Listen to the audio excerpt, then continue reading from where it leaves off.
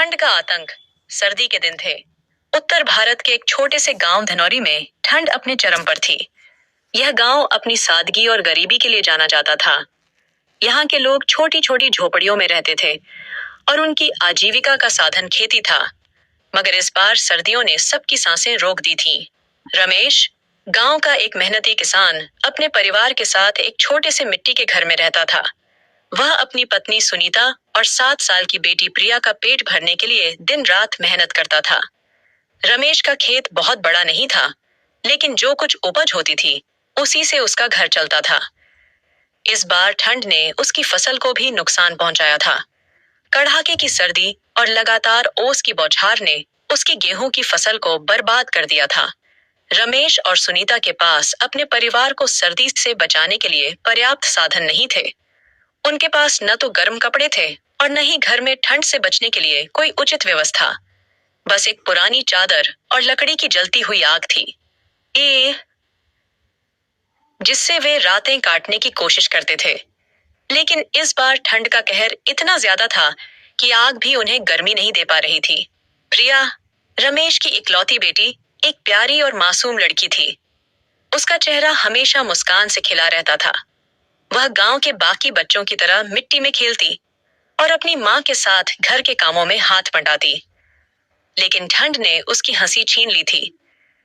एक रात ठंड अपने चरम पर थी। बाहर तेज हवाएं चल रही थीं, मानो आसमान से बर्फ के गोले बरस रहे हों। रमेश और सुनीता ने प्रिया को अपनी गोद में लेकर चादर में लपेटा हुआ था, लेकिन ठंडी हवा चादर के भीतर भी घुस रही थी। बाबा, बहुत ठंड लग रही है, प्रिया ने कांपती आवाज में कहा। रमेश ने अपने फटे हुए कुर्ते को और कसकर लपेटा और प्रिया को अपनी छाती से चिपका लिया। डर मत बेटी, सब ठीक हो जाएगा। गरीब प्रिंस और जादुई पेड़। एक छोटे से गांव में प्रिंस नाम का एक लड़का रहता था। वह बेहद गरीब था, लेकिन मेहनती और ईमानदार। उसकी माँ बीमार रहती थी और पिता का देहांत बचपन में ही हो गया था।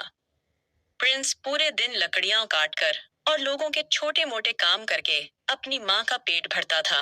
एक दिन जंगल में लकड़ियां काटते समय प्रिंस को एक अजीब सी आवाज सुनाई दी।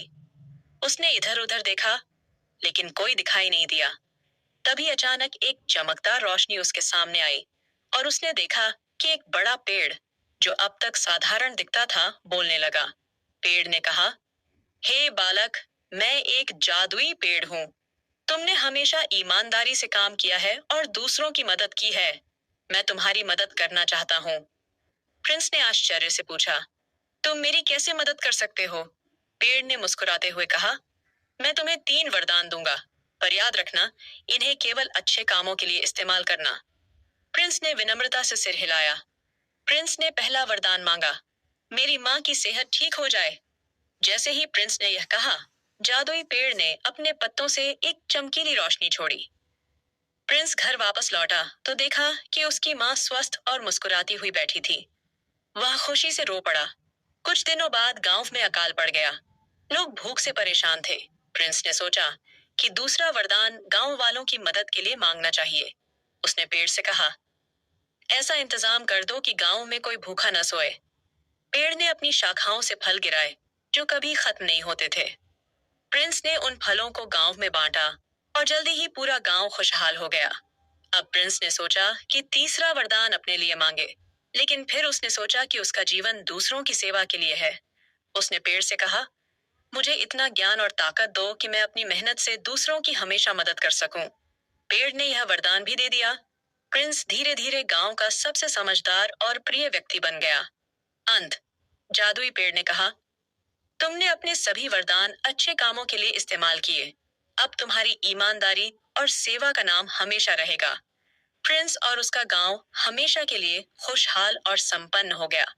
इस तरह गरीब प्रिंस और जादुई पेड़ की कहानी सभी के लिए प्रेरणा बन गई।